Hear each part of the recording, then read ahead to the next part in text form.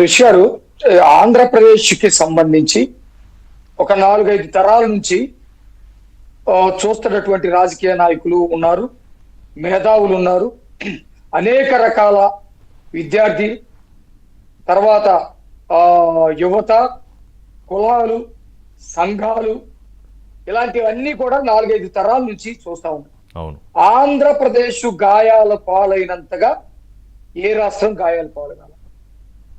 మద్రాసులో ఉన్నప్పుడు రాష్ట్రం గురించి, హైదరాబాదు ఆంధ్ర రాష్ట్రం కలిసిన తర్వాత, ఆంధ్రప్రదేశ్ ఏర్పడ్డ తర్వాత, ఆంధ్రప్రదేశ్ నుంచి తెలంగాణ నుంచి విడిపోవటం, తర్వాత మళ్ళీ కుదురుకునేటప్పుడు జగన్మోహన్ రెడ్డి అధికారంలోకి రావటం, ఈ గాయాలు మొత్తం కూడా చూసినటువంటి ఎవరైనా మేధావులు కానివ్వండి, యువత కానివ్వండి, విద్యార్థులు కానివ్వండి, సామాజిక ఉద్యమాలు నడిపేటువంటి వాళ్ళు కానివ్వండి, ఎవరైనా సరే మా రాష్ట్రం బాగుండాలి, రాష్ట్రం అభివృద్ధి చెందాలి, మాకు అనేకమైనటువంటి ఉద్యోగ అవకాశాలు రావాలి, మా రాష్ట్రానికి కీర్తి ప్రతిష్టలు రావాలని కోరుకుంటారండి.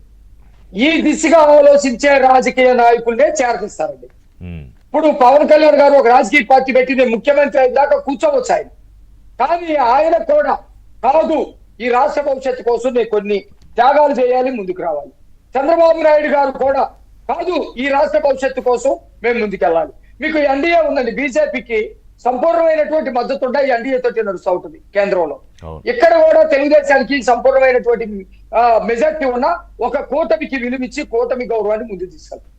జగన్మోహన్ రెడ్డి ఎట్లా కాదు, ఇందాక సత్యమూర్తి గారు అన్నట్టు పాతయ్యే కాదు, సత్యమూర్తి గారికి తెలుసు, ఈ పదం అందరికీ తెలుసు, నిరంతరం చలనంలో ఉండాలి. ఏ వ్యవస్థ అయినా, ఏ సమాజం అయినా ముందుకెళ్లాలంటే నిరంతరం చలనంలో ఉండాలి. చలనంలో ఉన్నట్టు ఒక్కటే సరిపోదు, అది పురోగమనంలో ఉండాలి. చలనంలో ఉండి తిరోగమనంలో ఉండకూడదు. చలనంలో ఉన్నామని చెప్పుకోవడం సరిపోదు, చలనంలో ఉండాలి, అది తిరోగమనంలో ఉండకూడదు, చలనం పురోగమనంలో ఉండాలి. జగన్మోహన్ రెడ్డి చలనంలో ఉన్నట్టు కనపడతాడు. కులాల చుట్టూ, నేరస్తుల చుట్టూ, నేరస్తుల్ని తయారు చేస్తాడు. ఇప్పుడు ఇందాక మన సార్ చెప్పినట్టు తెరాలు వెళ్ళాడు, ఎలాంటి సందేశం ఇచ్చాడు సమాజానికి? సత్తెనపల్లి వెళ్ళాడు, ఎలాంటి సందేశం ఇచ్చాడు సమాజానికి? లేకపోతే ఈవీఎంలు పగలగొట్టినటువంటి రాజకీయ నాయకుడిని సందర్శించడానికి వెళ్ళాడు, ఎలాంటి సందేశం ఇచ్చాడు? ఒక రాజకీయ పార్టీ వాడు ఓడిపోతున్నాడు అనుకుంటే ఈవీఎంలు పగలగొడితే తప్ప అంటాడు. ఒక కుర్రాడు 23 సంవత్సరాల వయసులో నేరాలు చేస్తే తప్పులు చేయక, 23 ఏళ్ళోడు తప్పులు చేయక ఏం చేస్తాడని అంటాడు.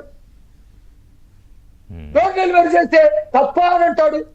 గంజాయి కొడతా ఉంటే పిల్లలు గంజాయి చంపితే తప్పేంది అని అంటాడు.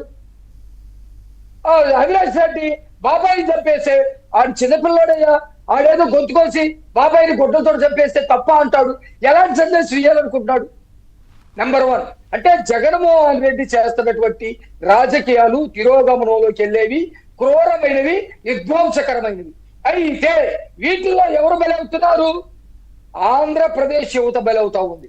మేమంతా ఈ యువతని ఆచర పల్లకిలో రేపాలని, అవకాశాలు సృష్టించాలని, వాళ్ళు బ్రహ్మాండంగా బ్రతకాలని, రాష్ట్రానికి కీర్తి ప్రతిష్టలు తీసుకురావాలని మేము ఆలోచిస్తా ఉన్నాం.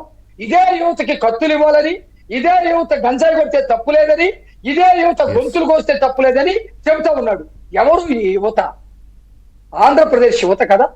ఆయన పిల్లలు కాదు, జగన్మోహన్ రెడ్డి పిల్లలు కాదు.